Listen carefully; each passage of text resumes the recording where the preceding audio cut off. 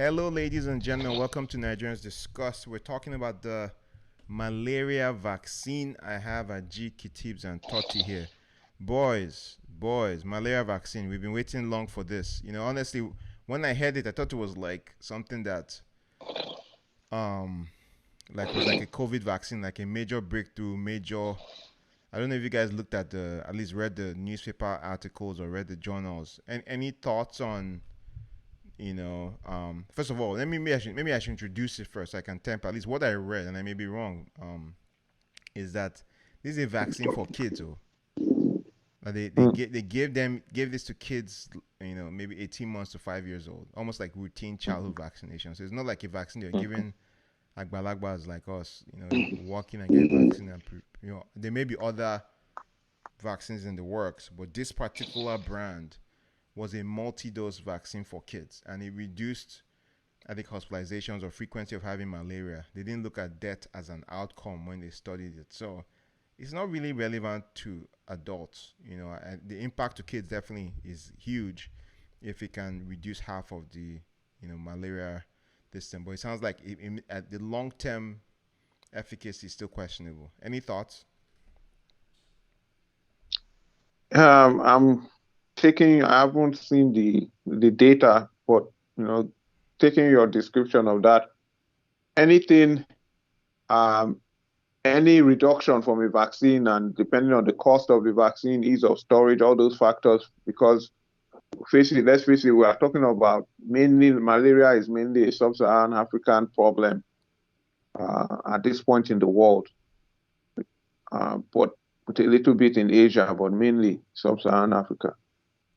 If it will even reduce it by, even if it's half, that's on a population level, that's a great thing, because childhood is where it's most deadly. Malaria, although it's deadly all throughout ages, and there's no resources. These are places where they don't have mosquito nets. There's a treatment cost of malaria may be too expensive, so this is going to be, a game changer if it is as efficacious as, first indicated. Do you anticipate any hesitancy from Africans when it comes to, because COVID has totally changed the way they politicize COVID vaccines to the point that before people just go and get their vaccinations, no question. You have your yellow card and all that kind of stuff. Do you think there'll be any hesitancy? For sure, there's 100% there will be hesitancy in a lot of the places, particularly among, the people in the rural areas. People, even regular vaccines, there's hesitancy concerning that, not to talk of this one that's new in this era of COVID where there's so much conspiracy theory. The good thing about social media is it helps people connect, but the bad thing is misinformation in this day and age also spreads like wildfire. So it's going to be a challenge, and I think governments in the region need to really take up the mantle and try and educate the people, get campaigns with whoever the people will listen to get this on board, because it would be a shame if, after all the effort, and if this vaccine is mass produced and then the uptake is very low. Yeah. G and Totti, Kitibs, any comment on that?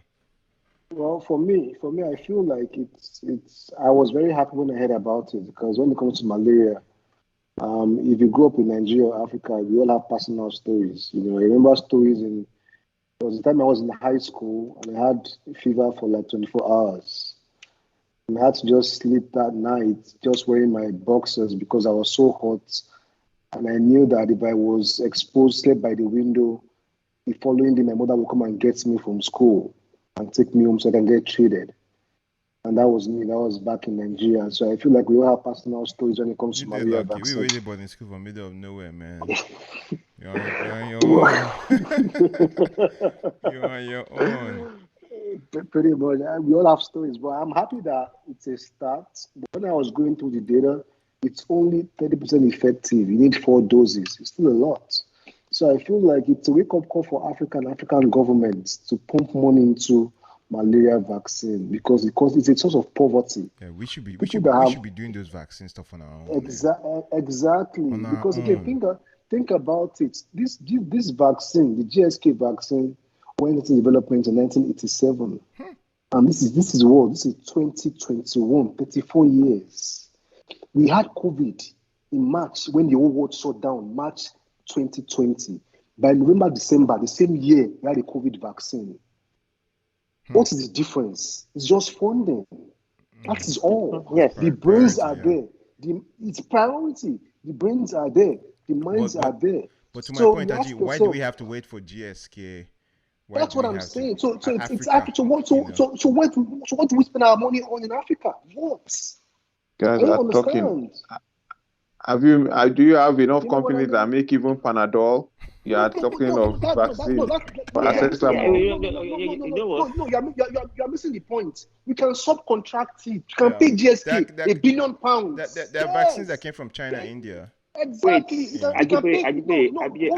I hate to say that, we should hold on, Kitibi. We should be developing it ourselves. We should be doing it ourselves. But even if we cannot, we can pay Pfizer $1 billion. They will make that vaccine for us. They will. Yeah. Do you know why? Do you know why? If you give $100 million grants, $100 million grants, you find startups that will make that vaccine in 5 years. Exactly, in 5 years. You give $200 million grants. Do you know why you guys are missing the point? What's the point? The point is this. Yes, I know. If you pay DSK money, if you give startup companies, they will come up with the vaccine. When our leaders in Africa take for Nigeria, all they are interested in is embezzling money for the next election. No, that's the root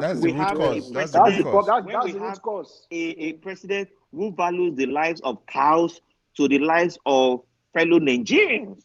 That's the because the COVID vaccine will kill the US, all the government Nigerians to be killed if cows are murdered. But it does not care about the lives of Nigerians. How do you expect that kind of man to give money, to give funding to GSK? That is the problem. The funding for this thing came from the United Nations. They never even pay resident doctors. Yeah, it came from the United Nations. So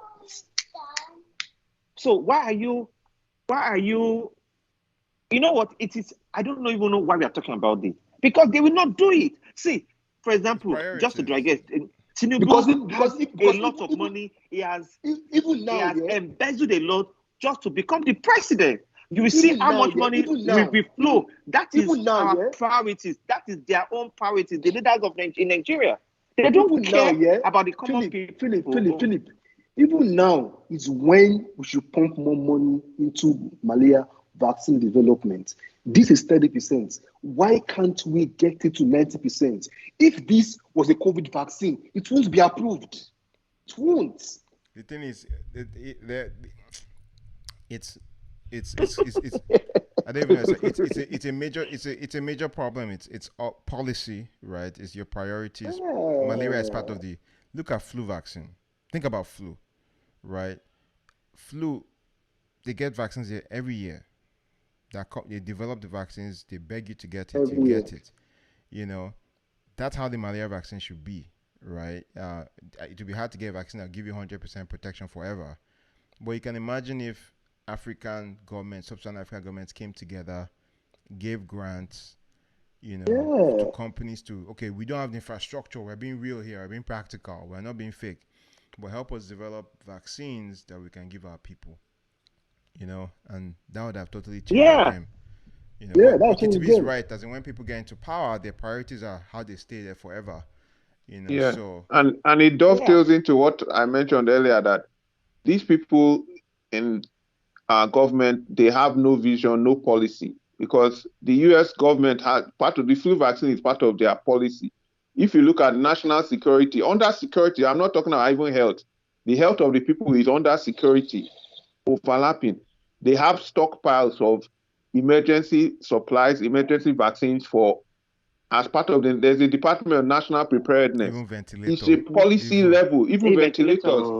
When they were ventilators scarcity, they went to go and bring some, maybe they've been stockpiling them since World War II. Yeah. They call them zoo. These ventilators, they are analog. They brought them out from one stockpile under one zoo in Louisville or somewhere, and they supplied some of the hospitals. When push come to shove, in Nigeria, the policy is of unpreparedness. In fact, that's the official policy of unpreparedness. So that you cannot even have this, because when you don't have plans and policies in place, part of the flu vaccine you receive in America is based on the policy that to make people healthy so we don't have bad flu. Every year, let scientists be looking at the variants that will come out, and then they mass produce the vaccine in time for fall. Nigeria, they will bring out the vaccine, but it will come out in summer. It will come out too late. If it's Nigeria, because I tell you this story. I met this Oyibo guy. This was maybe last year. He said he went to Nigeria in the 60s.